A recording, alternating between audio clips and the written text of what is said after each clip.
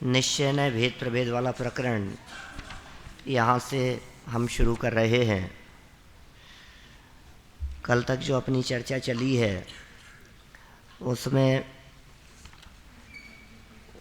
इस उपयोगिता को बतलाया कि आप निश्चय व्यवहार के भेद प्रभेदों को गहराई से जानो। इसको जाने बिना समय सार आदि ग्रंथों का मर्म नहीं जान पाओगे। यह भी कह दिया कि हम समय सार से ज़्यादा महत्वपूर्ण नहीं कह रहे हैं नयों को, लेकिन इतना अवश्य है कि यदि आप इनको गहराई से नहीं पढ़ोगे तो उनका पढ़ना बेकार हो जाएगा, टाइम वेस्ट करना जैसा होगा। इसलिए अपने उपयोग को नयों की न केवल परिभाषा, उनके भेद, भेदों का स्वरूप और भेदों की प्रयोग विधि, इन सब को जानने में अपना उपयोग लगाओ। पेज नंबर 71 देखिए, 71 नंबर पेज से हम बात को बढ़ाते हैं आगे। निश्चय नय भेद प्रभेद। निश्चय नय और व्यवहार नय के भेद प्रभेदों की विविधता और विस्तार के चक्रव्यूह में प्रवेश करने के पूर्व, चक्रव्यूह जैसा ही है, पहले भी सुना है चक्रव्यूह, अभिमन्यु ने तोड़ा था, तोड़ता हुआ तो घुसा था, निकल नहीं पाया था, है ना। तो ये कह रहे हैं नयों की विविधता और विस्तार, ये ऐसा चक्रव्यूह है जिसे भेदना, जिसे तोड़ना आसान नहीं है। माने एक आध नए हो ऐसा तो है नहीं, अनगिनती नए हैं और बहुत विस्तार से उनके प्रयोग हैं, और एक एक नए के प्रयोगों में भी विविधता है। बात ये है ना, जैसे समझ लो आप सद्भूत व्यवहार नय की बात करें, उसमें भी उपचरित सद्भूत व्यवहार नय ले लो या अनुपचरित सद्भूत व्यवहार नय ले लो, तो अकेला एक ही विषय नहीं है, अलग अलग तरह की बातों को विषय करता है। अनुपचरित सद्भूत व्यवहार नय को लेंगे तो गुण भेदों को भी विषय कर लेता है, पूर्ण विकसित पर्यायों के भेदों को भी विषय कर लेता है।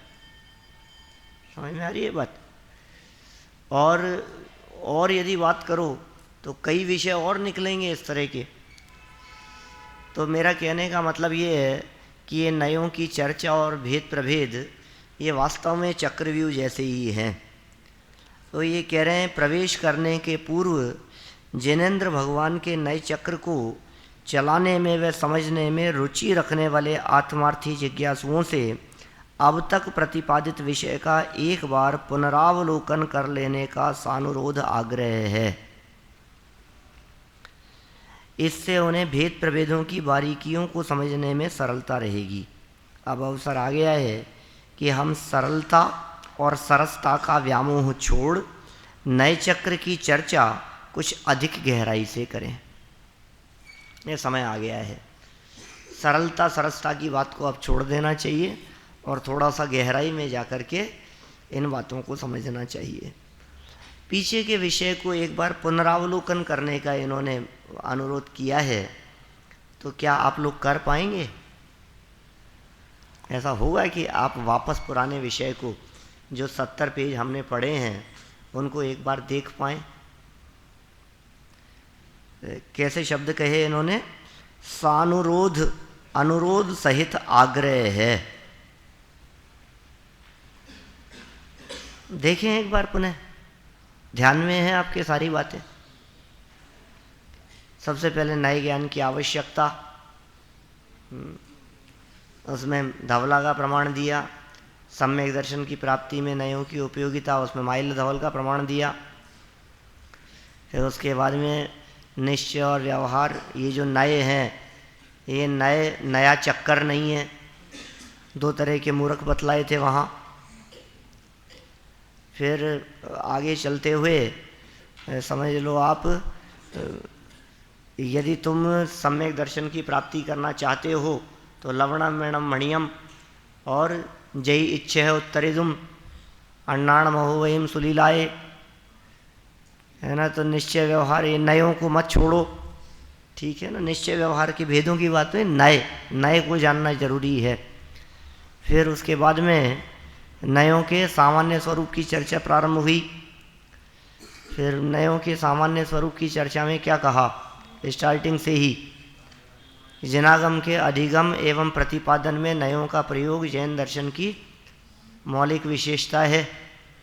फिर आलाप पद्धति की परिभाषा कही, प्रमाणेन वस्तु संग्रहितार्थ एकांशो ने श्रुत विकल्प व ज्ञात और अभिप्रायो वाने नाना स्वभाव्य व्यवहारते एकस्मिन् स्वभाव वस्तु ने प्राप्य तिथि वाने है। फिर इसका विस्तार थोड़ा सा करते रहे। फिर नीचे का नाणम होदि प्रमाणम नवि नादुस्य हृदय भावत्थो। फिर उसके आगे वाले पेज पर बढ़े हम। फिर अनिराकृत प्रतिपक्षो वस्तु अंशुग्राही ज्ञात और अभिप्रायो नए है ना। ऐसे ऐसे ही चलते रहे ना। फिर और आगे बढ़े तो फिर पंचाध्यायीकार की चर्चा की। फिर और आगे बढ़े तो अकलंक देव का प्रमाण प्रकाशितार्थ विशेष प्ररूप को नए हैं। फिर कुछ कार्तिक अनुप्रेक्षा की चर्चा हुई, कुछ धवला की चर्चाएं हुई हैं, माइल धवल की बातें कही। फिर को नयो नाम ज्ञात और अभिप्रायो नय है, अभिप्राय इत्यस्य को अर्थ है, प्रमाण परिग्रहितार्थ, एक देश वस्तु अध्यवसाय है, अभिप्राय है, ये सब धवला के प्रमाण कहे। एक धवला का और प्रमाण दिया था, प्रमाण आदोणयाण उत्पत्ति अणवगेठ्य गुण पहाण भावा हिप्पायाण उत्पत्ति दो। ये सब बहुत सारी बातें हुई थी नयों के सामान्य स्वरूप के संदर्भ में। फिर एक वो देवसेनाचार्य का प्रमाण भी प्रस्तुत किया था यहाँ, जिसमें वो कहा था ना कि ये यद्यपि आत्मा स्वभाव से नए पक्षातीत है, वो भी तो चर्चा आई थी बीच में। तो ये सब बहुत सारी चर्चाएं हुई। फिर 10 बिंदु कहे, वो 10 बिंदु आप लोगों ने याद कर लिए थे। नयों की प्रामाणिकता, मूल नय कितने, ये सब बहुत सारे प्रकरण हुए। नयों की प्रामाणिकता के अंदर भी एक बहुत सुंदर पैराग्राफ था, स्टार्टिंग वाला पैराग्राफ जो याद रखने योग्य है।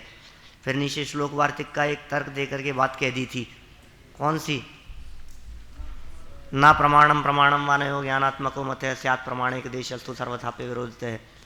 और फिर आगे बहुत सारे श्लोक प्रस्तुत कर दिए थे जिसमें उन्होंने समुद्र का उदाहरण दे करके बात कही, एक देश की बात कही। प्रामाणिकता वाले प्रकरण का वो पहला पैराग्राफ स्मरण रखने योग्य है। नए प्रमाण है या अप्रमाण, ने वो तो श्लोक कहा, लेकिन वो जो पहला पैराग्राफ जो कहा है ना, उसमें बहुत सुंदर ढंग से बात उठाई है कि नए प्रमाण है या अप्रमाण। यदि अप्रमाण है तो उनकी चर्चा से क्या लाभ है, अप्रामाणिक है, चर्चा ही बेकार हो गई। यदि तुम कहते हो प्रमाण है तो हम कहते हैं प्रमाण से भिन्न है या अभिन्न है। यदि प्रमाण से भिन्न है तो अप्रमाणी हो गया, और यदि प्रमाण से अभिन्न है तो उल्लेख की क्या जरूरत है, नए प्रमाणी हो गए ना, फिर उल्लेख की क्या जरूरत है। बहुत सुंदर चर्चा वहाँ उठाई थी। कि मूल नए कितने वाले प्रकरण में आगे जो चर्चा की है, तो उसमें उन्होंने नयों के सामान्य से एक प्रकार, फिर 2, 3, 7, 47 संख्यात असंख्यात और अनंत नयों की चर्चा की। फिर 2 चेवय मूल नया, द्रव्यार्थिक पर्यायार्थिक को मूल नय कहा। फिर नीचे निश्चय व्यवहार को मूल नय कहा। मैंने 2 अलग अलग शैलियों में निश्चय व्यवहार और द्रव्यार्थिक पर्यायार्थिक को मूल नय कह करके पुकारा गया। फिर यदि और आगे बढ़ते हैं तो इनके समन्वय की चर्चा हुई। द्रव्यार्थिक को निश्चय के नज़दीक, पर्यायार्थिक को व्यवहार के नज़दीक बतलाया गया। फिर कहा कि नहीं दोनों ही दोनों के हेतु हैं, ऐसी चर्चा कही। और अंत में निष्कर्ष यह निकाला या आगम अध्यात्म का हेतु है। ठीक है। फिर उसके बाद में चर्चा शुरू हुई, ये हुए ना, आगम के मूल नय 2 हैं, अध्यात्म के मूल नय 2 हैं, निश्चय व्यवहार दोनों अलग अलग पद्धतियों के नए हैं।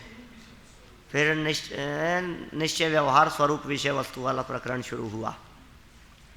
फिर निश्चय व्यवहार स्वरूप विषय वस्तु वाले प्रकरण में निश्चय व्यवहार की परिभाषाएं आई।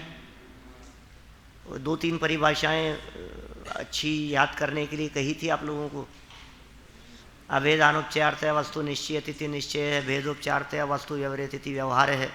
जो सी भेद विहारम धम्माणम गुण एक वस्तुस्य सो व्यवहारो भणियो विवरियो निश्चयो होई। और लक्षण में कस्य सतो यथा कथंजित यथा द्विधा करणम व्यवहार से तथा स्यात् तदितर्था निश्चय से पुनः, है ना, 3 हो गई। फिर वो कर्ताद्यो है, ये परिभाषा हो गई। फिर उसके बाद में अभिन्न कर्ता कर्म वाली बात भी कही, आत्माश्रितो निश्चय पराश्रितो व्यवहार वाली बात कही। फिर टोडरमल जी के 4 पॉइंट बिंदु दिए अलग अलग। उसमें चौथा बिंदु बहुत महत्वपूर्ण था, जो याद रखने योग्य था। फिर इन सब के बाद में निष्कर्ष निकाल के 7 बिंदु दिए। किताब तुम्हारी खुली है, 7 है ना। तो 7 बिंदुओं के अंदर वो सब स्वरूप बतलाया। निश्चय और व्यवहार के परस्पर विरोधाविरोध की बात हुई। फिर इन्हीं विषयों को समय सार की 7वीं और 27वीं गाथा के आधार पर स्पष्ट किया, जिसमें निश्चय व्यवहार के भेदाभेद की चर्चा हुई। ठीक है, तो ध्यान होनी चाहिए, सारे विषय अपने को उपयोग में होने चाहिए। 7वीं 27वीं गाथा के आधार पर चर्चा हो गई। फिर ये जो परिभाषा एक बतलाई थी, कौन सी, आत्माश्रितो निश्चय पराश्रितो व्यवहार है, इसकी सुंदर व्याख्या हुई। फिर आगे चलते हुए व्यवहार की उपयोगिता के संदर्भ में चर्चाएं हुई। समझ लो आप, असद्भूत व्यवहार की उपयोगिता संबंधी भी कुछ बातें हुई। भूतार्थ अभूतार्थ संबंधी प्रकरण आए। भूतम अर्थम प्रद्योत्यति भूतार्थ है, अभूतम अर्थम प्रद्योत्यति अभूतार्थ है। भूतार्थ और अभूतार्थ, भूतार्थ कहने का प्रकरण बतलाया कि भूतार्थ कहने का मतलब क्या है, जिसके आश्रय से सम्यक दर्शन की प्राप्ति हो वो भूतार्थ है, जिसके आश्रय से सम्यक दर्शन की प्राप्ति नहीं हो वो अभूतार्थ है। फिर इनकी जो उपयोगिता बतला रहे थे, उसमें टोडरमल जी के आधार पर बहुत लंबा प्रकरण दिया, लगभग 2-1 पेज का प्रकरण टोडरमल जी के आधार पर दिया, जिसमें समय सार की 8वीं गाथा को भी उद्धृत किया गया। और व्यवहार ने की ऐसी उपयोगिता बतलाई कि व्यवहार के बिना निश्चय का उपदेश नहीं हो सकता, और व्यवहार ने कैसे कार्यकारी नहीं है। ये प्रकरण आया था ना एक, तो व्यवहार के बिना निश्चय का उपदेश कैसे नहीं हो सकता, व्यवहार ने कैसे कार्यकारी नहीं है। 3 बिंदु कहे थे उसमें।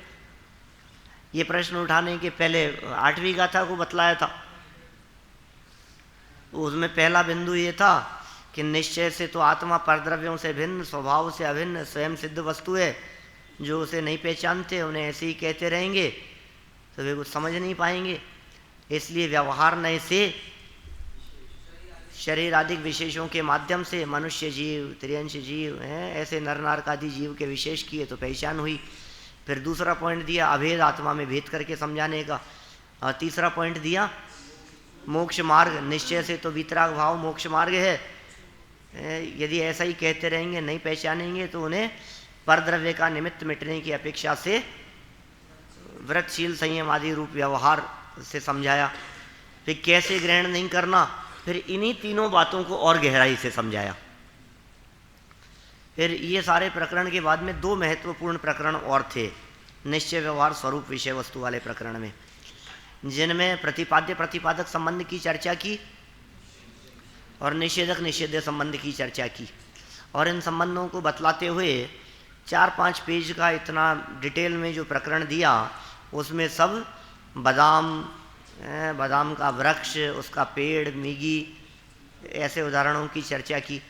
फिर ये सब कहने के बाद में पक्षातिक्रांत का प्रकरण शुरू हुआ। और पक्षातिक्रांत वाले उस प्रकरण में भी निश्चय और व्यवहार ने इनके विकल्प से निर्विकल्प होने की बातें बतलाई। वो प्रकरण भी दिया जो अमृत चंद्राचार्य का उठा करके कहा था, जिसमें समझ लो आप वो कौन सी बातें थी कि एक कहे बंधा है और दूसरा कहे बंधा नहीं है। हाँ, इन्हीं सब प्रकरणों में ऐसी चर्चाएं भी आई जिसमें नाव का उदाहरण देकर के भी बात कही, साबुन का उदाहरण देकर के भी बात कही। ठीक है ना, ये सब प्रकरण अपन पढ़ चुके हैं इतने। हाँ, परोक्षानुभूति प्रत्यक्षानुभूति वाला प्रकरण भी बहुत सुंदर प्रकरण था। तो इस तरह से निश्चय व्यवहार स्वरूप विषय वस्तु वाला अपना प्रकरण संपन्न हुआ। उसके पश्चात जो प्रकरण प्रारंभ किया उसमें इनके संदर्भ में प्रश्नोत्तरों वाला प्रकरण प्रारंभ किया। उसमें एक ही मूल प्रश्न था जिसमें ये कहा कि साहब आप व्यवहार को ही बतला रहे हो, निश्चय की उपयोगिता बतला रहे हो, जबकि 12वीं गाथा की टीका में एक गाथा प्रस्तुत की है, जय जणमयम पवज्जयी तामा एक केण मिणा छिज्जयी तिथम, तो वो उपयोगिता बतलाई उसकी। और फिर उसी प्रकरण को उठाते हुए आत्मानुभूति में निश्चय नय की उपयोगिता, निश्चय नय की विषयभूत वस्तु बनी रहती है और विकल्प दोनों के छूट जाते हैं, इस तरह का प्रकरण दिया गया। और अंत में आते हुए यह भी कह दिया कि इनके भेद प्रभेदों को भी जानना जरूरी है, क्योंकि समयसार नियमसार आदि ग्रंथों में इनके भेद प्रभेदों की अपेक्षा से भी चर्चाएं की गई है। कहीं कहा गया होगा शुद्ध निश्चय ने ऐसा कहता है, कहीं कहेंगे अशुद्ध निश्चय ने ऐसा कहता है, कभी कहेंगे सद्भूत ऐसा कहता है, कभी कहेंगे असद्भूत व्यवहार ने से ऐसा समझना, कभी कहेंगे ये कथन उपचरित कथन है, उपचार से ऐसी बात समझना। तो यदि तुम्हारे को ये इन सब भेद प्रभेदों के स्वरूप का ज्ञान नहीं होगा तो तुम उनका मर्म नहीं समझ पाओगे। इसलिए समय सार आदि ग्रंथों के मर्म को समझने के लिए इन सब बातों को जानना जरूरी है। तो इस तरह से ये निश्चय व्यवहार निश्चय न भेद प्रभेद वाले प्रकरण के प्रारंभ में जो 2 शब्द दादा ने कह दिए थे कि पिछले प्रकरण को एक बार पुनरावलोकन करने का सानुरोध आग्रह है, तो हमने 5-7 मिनट में उसका थोड़ा बहुत पुनरावलोकन करने का प्रयास किया है और वो विषय वस्तु आप लोगों के ज्ञान में आई होगी, ऐसा मैं समझते हुए थोड़ा आगे बढ़ता हूँ। ठीक है ना, क्योंकि मुझे पता था आप लोग पुनरावलोकन नहीं कर पाओगे। बढ़े आगे 71 पेज से देखो, निश्चय नय यद्यपि अभेद्य है, भेद प्रभेदों में भेदा जाना उसे सह्य नहीं है। निश्चय नय को सहन नहीं है, उसको उसके भेद कर दो। निश्चय नय तो अभेद की बात करता है। ये पुनरावलोकन की बात क्यों कही? इसलिए कही कि निश्चय नय की परिभाषाओं में जगह जगह ये कहा कि निश्चय नय अभेद है, निश्चय नय अभेद है, अभेद अनुपचारतया वस्तु निश्चयति, निश्चय तो अभेद की चर्चा करता है निश्चय नय। जो सी भेदो व्यारम धम्माणम कुणी एक वस्तु से सो व्यवहारो, और विवरियो निश्चय, उससे विपरीत निश्चय नय। माने निश्चय नय तो अभेद का कथन करता है ना। अब निश्चय ने अभेद का कथन करता है, तुम निश्चय के भेद कर रहे हो। पॉइंट समझ में आ रहा है? निश्चय ने अभेद की बात करता है और तुम कह रहे हो निश्चय ने के भेद है। तो क्या कहा? यद्यपि अभेद्य है, भेद प्रभेदों में भेदा जाना उसे सही नहीं है, तथापि जनागम में समझने समझाने के लिए उसके भेद किए गए हैं। निश्चय नय के भेद क्यों नहीं हो सकते? यदि नहीं हो सकते तो फिर जनागम में उसके भेद क्यों किए गए, कहाँ किए गए, कितने किए गए हैं, और सर्वज्ञ कथित जनागम में यह विभिन्नता क्यों है, आदि कुछ ऐसे प्रश्न हैं जिनका समाधान विभिन्न कथनों के सकारण समन्वय के रूप में तथा जनागम के परिप्रेक्ष्य में अपेक्षित है। समस्या समझ में आ रही है? यदि वो अभेद्य है तो भेद क्यों किए जा रहे हैं, और भेद यदि जनागम में किए गए हैं तो उसे अभेद क्यों कहा गया है? ये बातें हमारे को समझ में नहीं आती। इस षट द्रव्यात्मक लोक में अनंत वस्तुएं हैं। जीव, पुद्गल, धर्म, अधर्म, आकाश और काल, इन 6 द्रव्यों में जीव द्रव्य अनंत हैं। जीवों से अनंत गुने अनंत, अर्थात अनंतानंत पुद्गल हैं। धर्म, अधर्म और आकाश द्रव्य एक एक हैं तथा काल द्रव्य असंख्यात हैं। कनिष्ठ में पढ़ ली थी ये सारी बातें, है ना। 6 तो द्रव्यों के प्रकार हैं, सब मिलाकर द्रव्य अनंतानंत हैं। वे अनंतानंत द्रव्य ही लोक की अनंत वस्तुएं हैं। वे सभी वस्तुएं सामान्य विशेषात्मक हैं। इसका अर्थ यह हुआ कि जगत की प्रत्येक वस्तु सामान्य विशेषात्मक है। ठीक है। ये सामान्य विशेषात्मक वस्तुएं ही प्रमाण की विषय हैं, अर्थात प्रमेय हैं, ज्ञान की विषय अर्थात ज्ञेय हैं। इन्हें सम्यक जानने वाला ज्ञान ही प्रमाण है। सम्यक ज्ञान प्रमाण है और नए प्रमाण का एक देश है।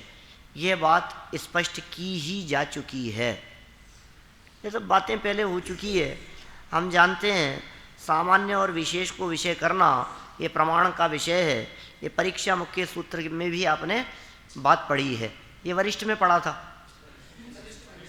परीक्षा मुख भी कनिष्ठ में था। देखो क्या कहते हैं, सम्यक ज्ञान को प्रमाण कहा और नए प्रमाण का एक देश है। प्रमाण का एक देश है नए। प्रमाण परिगृहीतार्थ वस्तु एक देश अध्यवसाय है।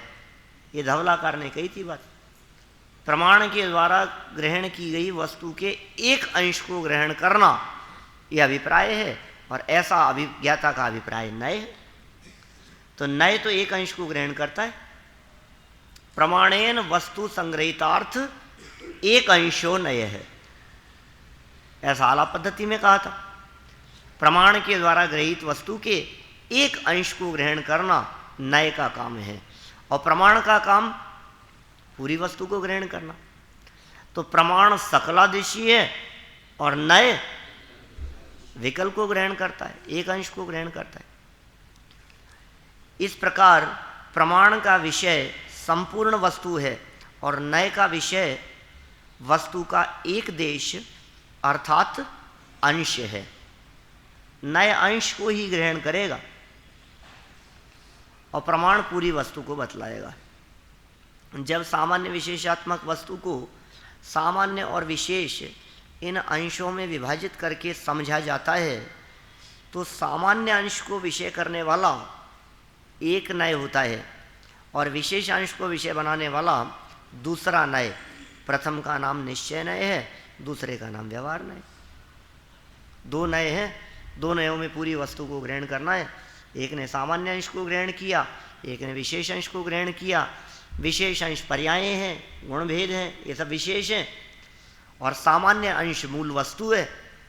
तो वस्तु तक पहुंचाने वाला तो निश्चय नय है, इसलिए सामान्य अंश को विषय करने वाला निश्चय नय और भेदों को ग्रहण करने वाला व्यवहार नय। सामान्य अंश को विषय करने वाला निश्चय और विशेष अंश को विषय करने वाला व्यवहार, और प्रमाण सामान्य विशेषात्मक वस्तु को ग्रहण करने वाला। जिनागम में निश्चय नय को अनेक नामों से अभिहित किया गया है। जैसे निश्चय नय के नामांतर बतला रहे हैं, शुद्ध नय, परम शुद्ध नय, परमार्थ नय, भूतार्थ नय, पर यह अनेक प्रकार का नहीं है। अभी ये कौन सा पक्ष कह रहे हैं यहाँ? निश्चय नय के भेद नहीं हो सकते। पूरी चर्चा जो अभी चलने वाली है ना, ये आगे तक, ये पूरी चर्चा यहीं ये 73 पेज तक ऐसी चलेगी, जिसमें ये बतलाया जा रहा है कि निश्चय नय के भेद नहीं हो सकते। यही कह रहे हैं यहाँ। इसके विषयभूत सामान्य के स्वरूप में जो अनेक विशेषताएं हैं, उनकी अपेक्षा ही इसे अनेक नाम दे दिए गए हैं। सामान्य को अभेद, निरुपाधि, द्रव्य, शक्ति, स्वभाव, शुद्ध भाव, परम भाव, एक, परमार्थ, निश्चय, ध्रुव, त्रिकाली आदि अनेक नामों से अभिहित किया जाता है। ये सब निश्चय के नाम हो सकते हैं, ये सब निश्चय के विषय हो सकते हैं। सामान्य शुद्ध भाव रूप होता है, परम भाव रूप होता है, अतः उसे विषय बनाने वाले नय को शुद्ध नय, परम शुद्ध नय कहा जाता है। सामान्य परम अर्थ अर्थात परम पदार्थ है, अतः उसे विषय बनाने वाले निश्चय नय को परमार्थ नय भी कहा जाता है। सामान्य ध्रुव द्रव्यांश है और विशेष पर्याय हैं। इस कारण सामान्य द्रव्य को विषय बनाने वाले नय को द्रव्यार्थिक एवं विशेष पर्याय को विषय बनाने वाले नय को पर्यायार्थिक नय भी कहते हैं। सामान्य एक होता है, अतः उसको विषय बनाने वाला निश्चय नय भी एक ही होता है, और विशेष अनेक हैं, अनेक प्रकार के हैं, उसे विषय बनाने वाले व्यवहार ने अनेक प्रकार के होते। देखो कितनी सुंदर शैली में इस बात का स्पष्टीकरण कर रहे हैं। भाई साहब, सामान्य के प्रकार नहीं होते, सामान्य में भेद नहीं होते। सामान्य तो एक जैसा है और विशेष अलग अलग है, विशेष में भेद पड़ते हैं। तो सामान्य को जो विषय करे उसके भेद कैसे होंगे? जब सामान्य ही एक प्रकार का है तो उसे विषय करने वाला निश्चय न भी एक ही प्रकार का है। जब विशेष अनेक प्रकार का है तो उससे विषय करने वाला जो व्यवहार नय है वो भी अनेक प्रकार का होगा। तो ये निश्चित हुआ कि चूंकि निश्चय नय सामान्य को विषय करता है, इसलिए निश्चय नय के भेद प्रभेद नहीं हो सकते। व्यवहार नय विशेषों को विषय करता है और विशेष बहुत प्रकार के होते हैं, इसलिए व्यवहार नय के भी बहुत भेद प्रभेद हो सकते हैं। तर्क समझ में आएगा क्या कहना चाहते हैं? पीछे समझ में आ रही है क्या बात? जिन्हें क्या समझ में आया? सामान्य एक होता है तो उसको विषय करने वाला भी एक ही होगा, और विशेष बहुत सारे हैं तो विषय करने वाले भी बहुत सारे होंगे। देखो, विशेष के भी पर्याय, भेद, उपाधि, विभाव, विकार आदि अनेक नाम हैं। पर्याय अनेक होती है, अनेक प्रकार की होती है। भेद अनेक होते हैं, अनेक प्रकार के होते हैं। इसी प्रकार उपाधि, विकार, विभाव भी अनेक और अनेक प्रकार के होते हैं। अतः उनको विषय बनाने वाला व्यवहार ने भी अनेक प्रकार का हो तो कोई आश्चर्य नहीं। पर एक शुद्ध त्रिकाली परम पदार्थ ध्रुव सामान्य को विषय बनाने वाला निश्चय न अनेक प्रकार का कैसे हो सकता है? भले ही उसके नाम अनेक हों, पर वह मात्र एक सामान्यग्राही होने से एक ही है। इस बात को पंचाध्यायीकार ने बहुत सारे तर्क देकर के सिद्ध किया है। आपको पता है, पंचाध्यायीकार निश्चय नय का लक्षण ही न तथा कहते हैं। यह बात इन श्लोकों में कही गई है। पंचाध्यायीकार के बहुत सारे श्लोक, वे 8-10 श्लोक इन्होंने यहाँ प्रस्तुत कर दिए हैं। देखो उन श्लोकों का अर्थ 74 पेज पर। जिस प्रकार व्यवहार ने अनेक ही हैं क्योंकि वे सांश हैं, अंश सहित हैं, उसी प्रकार निश्चय ने भी एक एक मिलकर अनेक ही हैं। यदि ऐसा माना जाए तो क्या आपत्ति है? निश्चय ने भी एक है, फिर दूसरा निश्चय ने भी एक ही है, फिर तीसरा निश्चय ने भी एक ही है। एक एक मिलकर के अनेक मान लो तो क्या दिक्कत है उसमें? ऐसा नहीं है, क्योंकि अनंत धर्म होने से व्यवहार नय अनेक हैं, एक नहीं। किंतु निश्चय नय का लक्षण न तथा है, इसलिए वे एक ही है, अनेक नहीं। ये पंचाध्यायीकार क्या कह रहे हैं? निश्चय नय का लक्षण क्या है? न तथा। ये मूल श्लोक में कह दी इन्होंने ये बात। न तथेति लक्षणत्वात् अस्ति एको निश्चयो ही नानेकः। न तथेति, कितना स्पष्ट शब्दों में कह रहे हैं। न तथा इति, न तथेति माने निश्चय नय का लक्षण तो न तथा है, ऐसा नहीं है। माने किसी भी बात को आप कहो कि आत्मा का स्वरूप ऐसा है तो निश्चय नय उसके बारे में कहेगा नहीं, ऐसा नहीं है। ये निश्चय नय का लक्षण है। आप कोई भी निश्चय नय के बारे में बात करो, आप ये कहोगे साहब ऐसा है, आत्मा का स्वरूप तो ऐसा लगता है कि असंख्यात प्रदेशी है। अब ये तो निश्चय का कथन होना चाहिए ना। पंचाध्यायी कह रहे हैं ऐसा नहीं है। क्या बात कर रहे हो? असंख्यात प्रदेशी नहीं है आत्मा। कहा तो है न ज्ञान, न दर्शन, न चारित्र, न तथा। ऐसा ही लक्षण तो कहा है, ऐसा नहीं है। आत्मा में ज्ञान नहीं है, आत्मा में दर्शन नहीं है, आत्मा में चारित्र नहीं है। ये निश्चय नय का लक्षण ही तो है। निश्चय की तो परिभाषा कही है 7वीं गाथा में। हाँ, ज्ञान दर्शन चारित्र आत्मा का स्वरूप नहीं है। अभी देखो यहाँ क्या कह रहे हैं पंचाध्यायीकार, आपको जानकर आश्चर्य होगा। नीचे तो ऐसी पंक्तियां तक कह दी है, जो व्यक्ति निश्चय नय के भेद करता है वो मिथ्या दृष्टि है। ऐसे ऐसे शब्दों के प्रयोग किए बहुत कठोर भाषा में प्रयोग किया है पंचाध्यायीकार ने। देखो, निश्चय नय के एकत्व में दृष्टांत यह है कि ताम्र रूप उपाधि की निवृत्ति के कारण स्वर्णपना जिस प्रकार अन्य है, चांदी रूप उपाधि की निवृत्ति के कारण भी वह वैसा ही अन्य है। क्या कह रहे हैं? सोना कैसा होता है? सोना तो सोने जैसा होता है। तो बोले कुछ तो बतलाओ कि तांबा उसमें नहीं है, तांबे की मिलावट नहीं है, ऐसा शुद्ध है।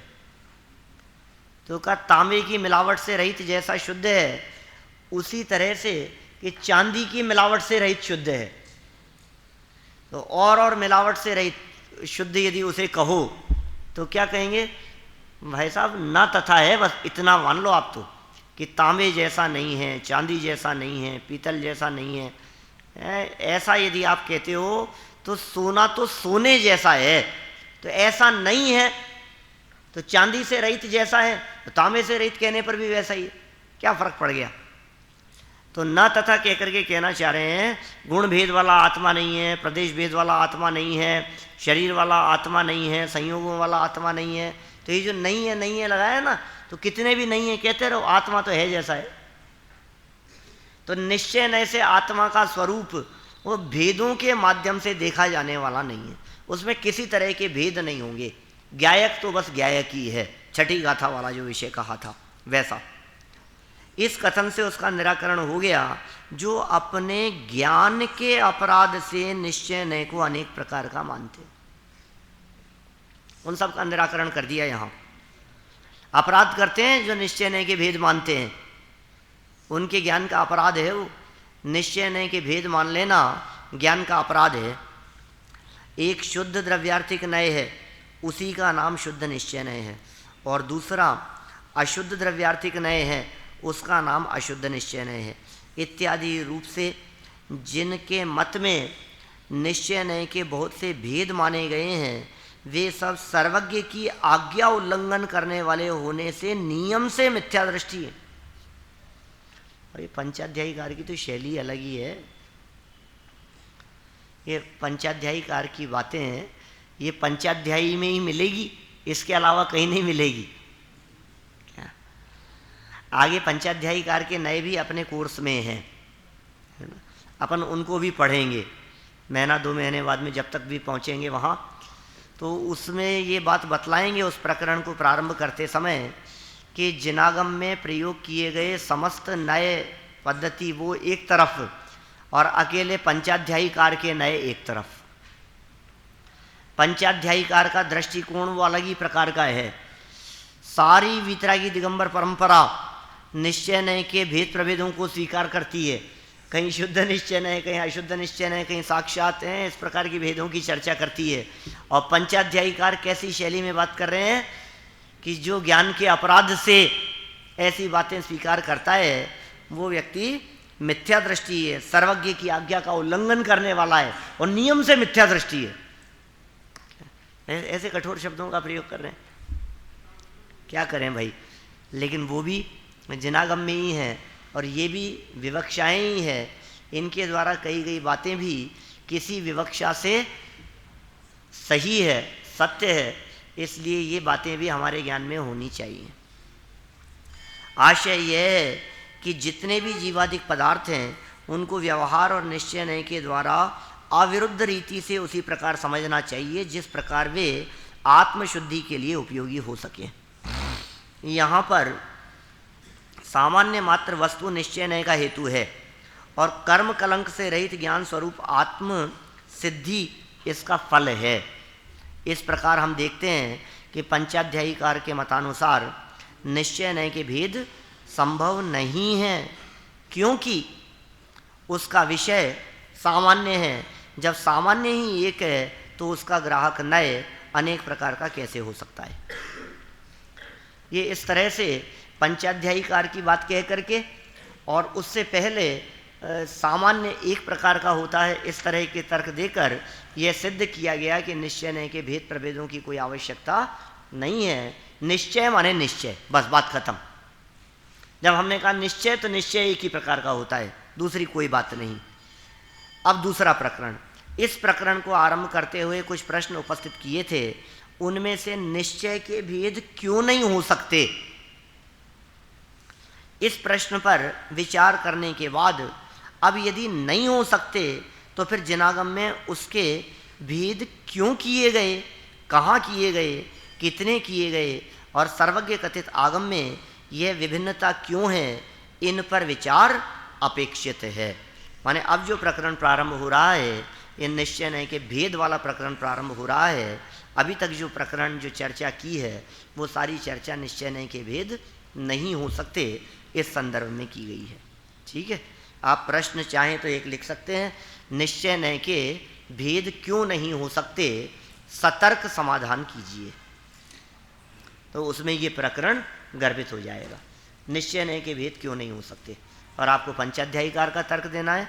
और नए जो है निश्चय नय वो सामान्य को विषय करता है, सामान्य एक ही प्रकार का होता है, जिसका विषय एक हो उसके भेद कैसे हो सकते हैं, ये सारी बातें आपको उसके जवाब में लिखनी है।